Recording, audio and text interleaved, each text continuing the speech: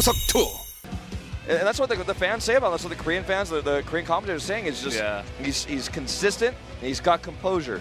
The face and the words that Stats said after that game really tell a story. He was ahead, but he could not end it, and then he finally ended it, and he's like, God, finally, okay.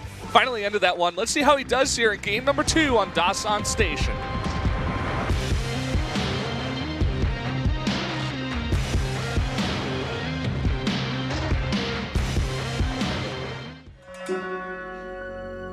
과학기지로 떠납니다.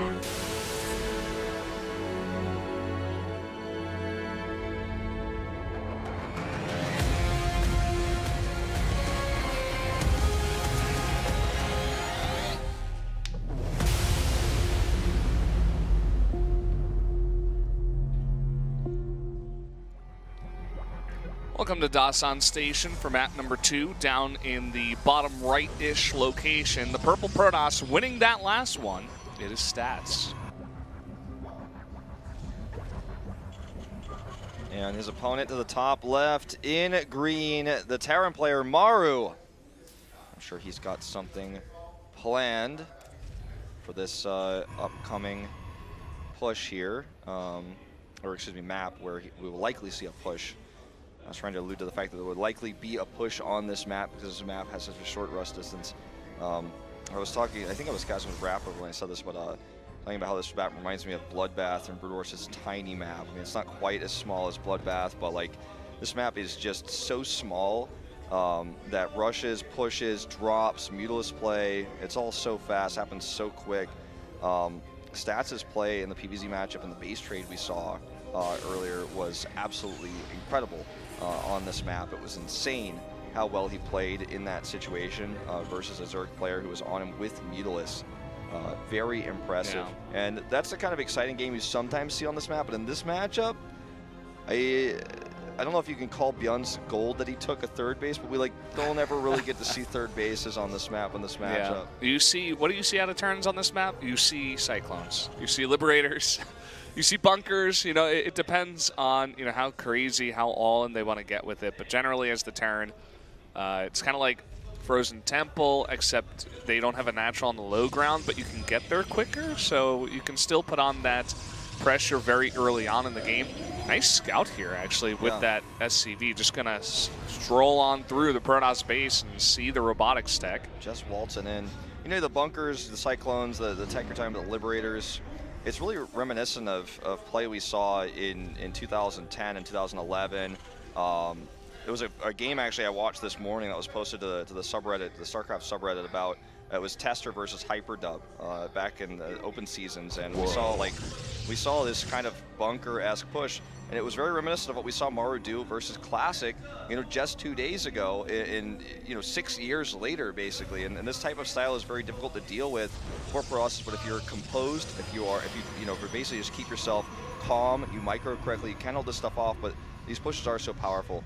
Now we are going to see very fast robotic space, so I imagine this will be a disruptor drop.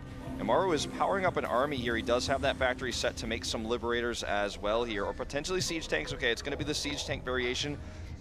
Liberators are faster than Siege Tanks, so you want to get the tank first. Right? Or, sorry, yeah. I don't know why I said Liberators, yeah. The tank is slower than a Cyclone, so you make that first and have it come across the map, then the Cyclone catches up. Good scout here, by the way. You can see that green circle right on that building. He's like, oh, okay.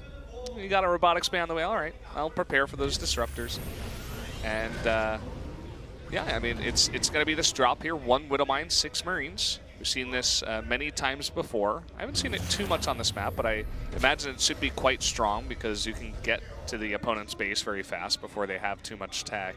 Yeah, I mean, this is a very greedy build from Stats, so obviously it could be punished here with this drop first. With the follow-up push, it's actually really terrifying too. He is ready for this.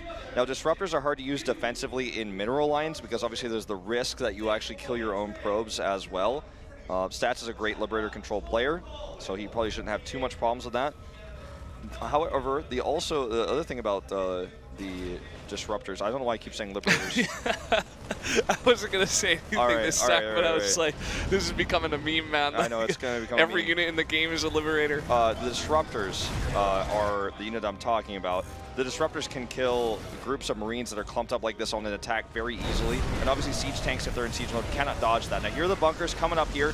He's trying to buy time with these stalkers. The stalkers outrange the Marines, but the siege tank is the challenge here. It's the unit that makes this difficult. Let's see if we can get a nice disruptor shot off here. It's really about that disruptor, and right now, the Marines are blocked by the tank. He's going to have to pick them up if he wants to save him. There he goes. Yeah, but you see the tank cannot dodge those shots, and in fact, it gets targeted down. And once again, Stats has, engineered a new way to stop this kind of push. Now, the Raven does try to snipe that observer, giving vision there. They try to snipe it with the Marines using the Raven for vision, but does escape. That is very huge. Because there's a Banshee follow-up, and if he decides to get cloaked, that could become an issue later on. It also means he can't use his Robo if he has to remake observers. Dropping this Disruptor out now again. And also, bunkers cannot dodge Disruptor shots, just to point that out as well. All right, here we go. He's going to go for the Marines first, then we'll change the pathing, actually missing the bunker there this time. But these bunkers are not getting up, so the push is a lot weaker. Yeah, the tank, it's slowly making its way over here, the second one.